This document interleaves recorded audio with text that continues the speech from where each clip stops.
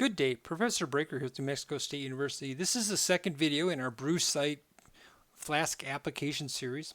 We're going to go ahead and push the code for our Brewsite application to the remote repository on GitLab. We already saved it on our local one. We've got our local repository all up to date. We changed the name from the main to production for a reason, and then we're going to push this to the remote repository on gitlab.com so our other team members can work with this code and start adding to it also.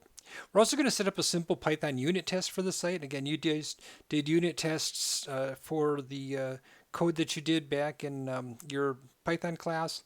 You're going to create additional branches, pre-production and development, and we're going to create site URLs, home, about, and best of. So let's go ahead and get started on that. So we have it running here yet. It's still running the Flask application here. This is our second command window. And so in here we can say the git status. And you see that it's clean, it's the branch production, everything's nothing to commit.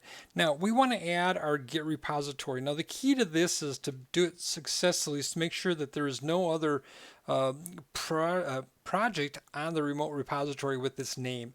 If you're trying to push it to a remote repository that already has files there, you're gonna have to do some synchronization, and there's some tools in Git for synchronizations. I'm not going to spend a lot of time on going through that. We don't have a Brewsite on our remote repository, so let's go ahead and add one.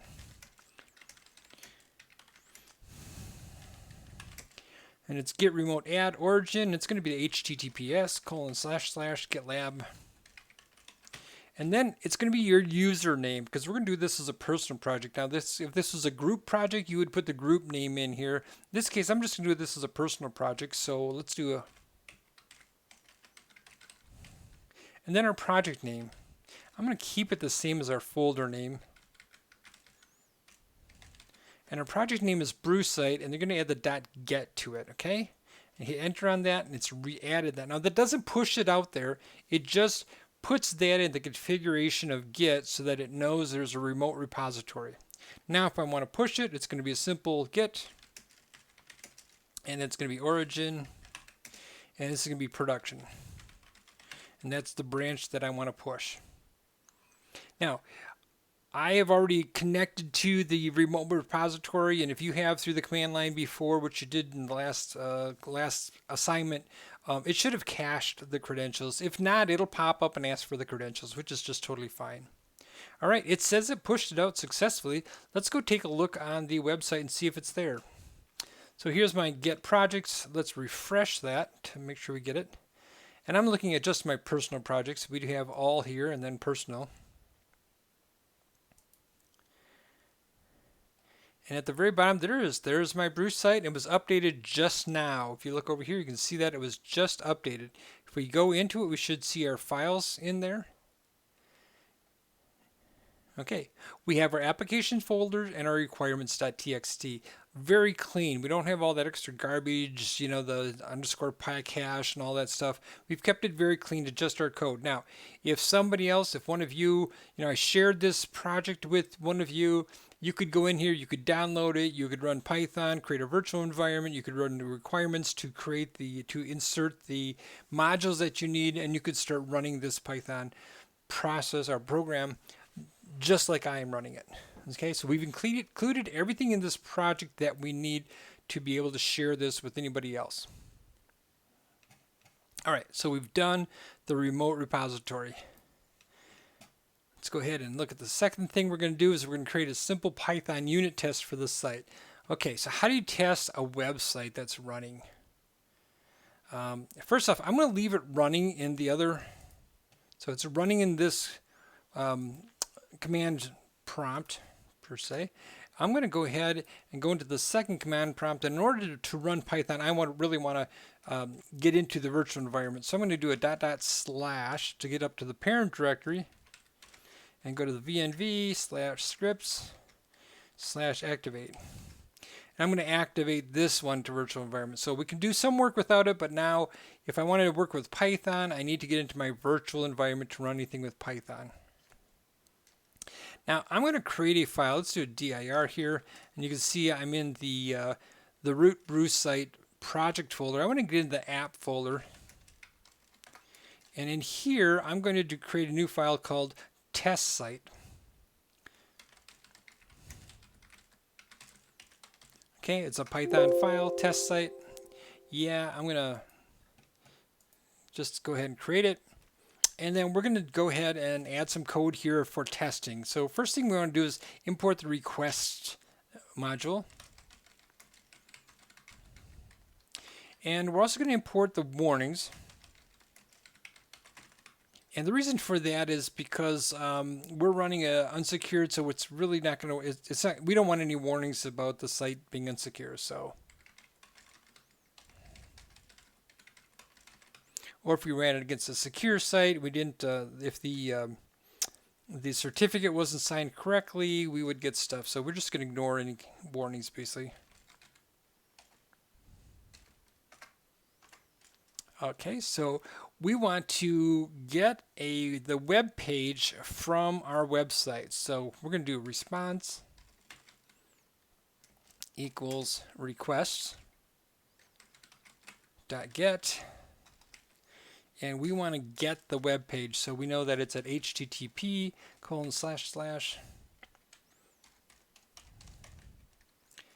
and :5000. Now, if we were running this on some other site, we'd obviously want to get it from there. Let's go ahead and get a quote in there. Make sure we get it all. There we go. Okay, so we're going to get basically this is kind of like the wget statement you use in Linux. This is just a get. It's going to go out there and pull the information in and assign it to the response variable. And it's actually going to be a request object. It's not going to be just text.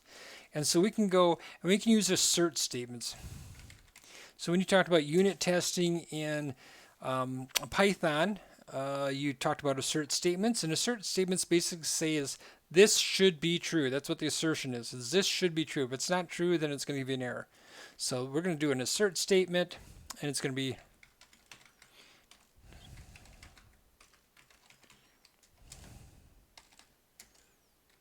when you have a successfully downloaded website, you're going to get a status code of 200.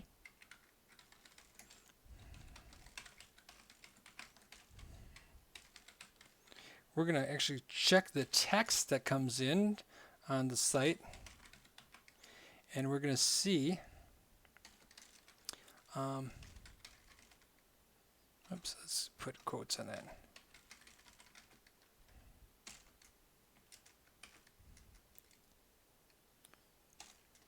All right, so what we're going to do is we're going to take the text from the website, we're going to change it all to lowercase, and we're going to look for the word hello, all lowercase. And basically index means, now this is going to be this isn't a perfect solution. If it starts out with hello, it might be a problem. So maybe we want to change this to like, what do we have, NMSU? I think we had NMSU on there. Okay, let's go file, save that. Because again, if it's the first piece of text on the site, it's going to be at 0. The first piece of text coming in will be at 0. I think we had a paragraph symbol in front of it, so that would be okay anyways, but we'll go ahead and use this. All right, so this is a simple unit test. We're just going to pull the web page, put it into a request object called response. We're going to check and see if the status code is 200, and we're going to check for the word NMSU in the website. If it's there, we're going to assume the website's working the way we should. Let's go ahead and test it. We did save that, right? File, save. Again, we want to be in our virtual environment because we imported the requests module into there. And so let's go ahead and test it. Okay, the response actually has no attribute status. Oh, you know what? I have a dot instead of a underscore. Status underscore code. Let's go ahead and save that. File, save. And let's run that again. Okay, we didn't get anything. That's a good thing, right? When we're doing unit testing, nothing is good. Well, let's find out if we can break it. Let's change this to 201. See if we get a 201 status code, if that does something. Save that. Oh, we're on the wrong one. Let's go back to this one. Let's go ahead and run that again. Oh, Status code 201 is there's an assertion error, so we didn't. It wasn't 201.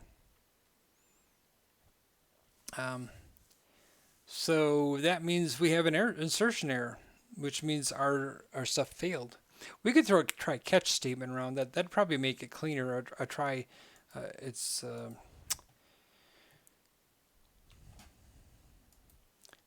try except, right? So let's do that. Let's do a try. Then we have to indent all of these.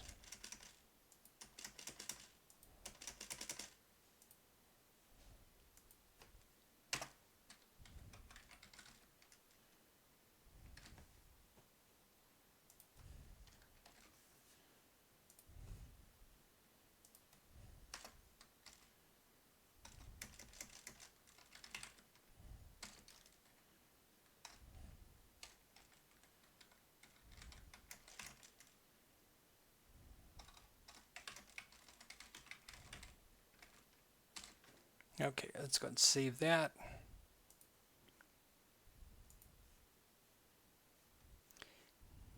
And okay, so now it's just saying errors in action. This cert isn't throwing the, we're actually controlling the, with the try except, we're actually controlling the output. Instead of getting this weird code here, we're just saying there's errors in the application. So we're catching the error, the assertion error, and we're catching it and just saying there's errors in the application. Let's go ahead and fix that. Unit test, we'll change that to 200 so we know that one does it. We'll save that, file save. Let's also look for an SMU. Okay, see if that gives us an error. Save that. And again, let's go look at our site to make sure we understand what's all on our site. Refresh that. There is an NMSU there, so there's no an SMU. So we can check and see if there's any errors on our site that way. And again, we're getting errors in the application. That's good. It's always good to test to make sure that your unit test is actually working the way you expect it to. So we do an NMSU, so this all should be correct. There should be an NMSU there, and we should get a status code of 200, file save. And now if we run our unit test, we should get nothing. And that's exactly what we get. The assertion statements say that the unit tests work. There's nothing to worry about, and so we're good to go. Again, simple unit test on our application. Okay, we did the unit test. We're going to create some additional branches, and then we're going to do some site routing URLs in our page code in our Flask Brewsite.py file. So let's go ahead and create those extra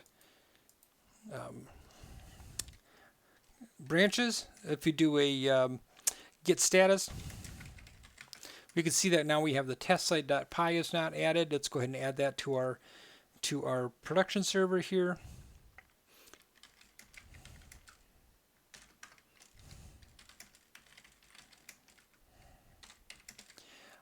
We're going to add the message of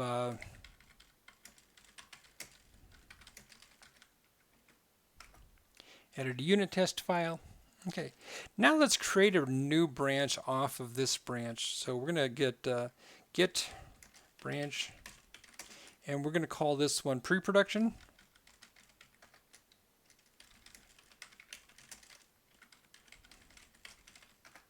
Okay, doing that just basically creates branches off of this branch. Now, if I went into the pre-production branch and added a bunch of stuff and saved it and committed it, and then created my development, then it would have all of the pre-production stuff, and the development would be same as pre-production, but it wouldn't be the same as production. So let's go to get branch. We can see all of our branches, and we're currently in the production. Now, from here on out, we do not want to do any more changes to our production branch. Okay? Everything we do is going to be in our development branch. When we are happy with our code in our development branch, we're going to put it to our pre-production branch. And from there, technically, developers won't do anything with it. That's the farthest developers can go. They can push code from a development branch into a pre-production branch when they figure that their code is ready. And oftentimes there'll be multiple people working on it, and they'll agree that, okay, this code is ready. And when they do that, they give it a version number, and they push it to pre-production with a version number. And then the operations people look at it. They run it through a whole set of tests in the pre-production environment is going to be very, very much like the production, usually a duplicate of the production environment. And after all their tests are run, then the operations team will move it from pre-production into production. And again, they'll run tests again on it in production just to verify that it's working. But it'll have gone through a series of steps, because you really don't want your development team dumping things directly in production. That's when bad things happen. And so this is creating a workflow using Git as a repository workflow environment. Okay, we're going to switch to the development branch. So it's a simple Git switch and then development. And if we do a Git status, you can see that we're on the branch development. There's nothing to commit. The working tree is clean, same as it was. Okay, we can do Git, and we could do a switch again, but there's another one. It's called checkout. The pre-production, and now we've switched. So checkout and switch. Switch was the original one, and somebody's like, well, we should use checkout because checkout is actually a better description of it. And so it's kind of like the master and main thing. It's an evolving thing, but it evolves slowly, fortunately. Git has been around for a long time. Before Git, there was SVN, which is software versioning. But Git is the latest one. Git is pretty industry standard now, so that's good. But you can use Git checkout or Git switch, doesn't matter. It's easier for me to remember switch, but Git checkout works too. And again, if we do a Git status, you'll see that it's clean. Git branch tells you that we're in the pre-production branch. Let's get back to the development branch. Let's do checkout. All right, so now we're in the development branch. I think that's all we were going to cut. Let's go back and get working on our Python file. So now we're in the development branch. Let's go and work on our Python file a little, the Brewsite file a little bit. And we're going to start adding some routing. So far we've got this very, very rudimentary page, but let's go look at our website here. Welcome to the Quick Start Guide here. And it talks about routing. So if we go up here, you can see that there's routing. It tells you how to do routing. So we can do routes here. It's basically, this is defining a function, and this function tells you what happens when you, this basically says for this, if the route is a home, run this function. If the route is /hello, run this function. And so we're going to define some routes in ours. We're going to define 3 routes in ours. We're going to do a home, a about, and best of. So we're just going to take this. We're going to copy it. Control C, Control V, Control V again. And we're going to actually have 2 routes that resolve to this. And we're going to define this as home. Instead of hello world, we're going to define this as home.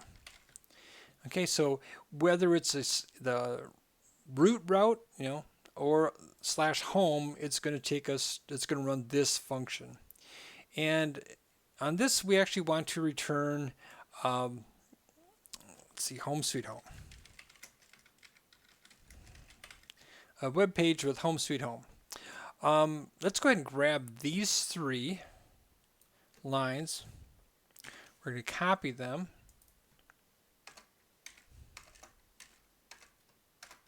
All right. So this one we're going to change from home to best of.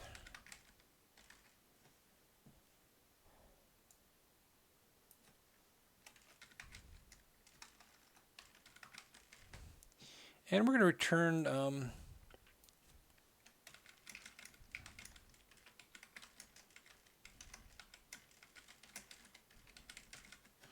we are best when we work together, and this one's going to be about.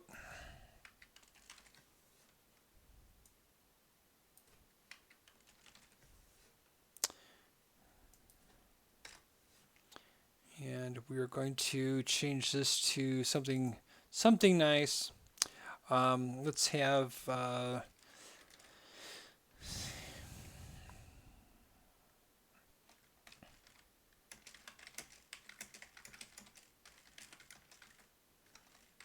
know us is to love us. Something really simple, just to make sure that we understand there's 3 different ones. Let's go ahead and file save this.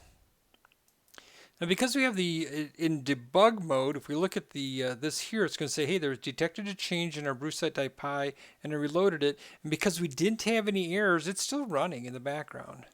Let's go ahead and go back to our web page here, and let's get to our, and let's refresh that, and we say home sweet home. Okay, so now if I go up here, I need to do a /home. Should take us to the same place. Again, this is called mapping or routing URLs. And if we do best of, you can see we are best when we work together. And if we do the next step of about, there you go. To know us is to love us. So we've just created 3 different pages just by putting routing in. And even though it's the same code, you know, basically it's all on this one little piece of code here, we've been able to do different pages. So there we go. That's all we're going to cover in this video. In the next video, we're actually going to tear into templates and using templates, and we're going to introduce something called Bootstrap. Look forward to that.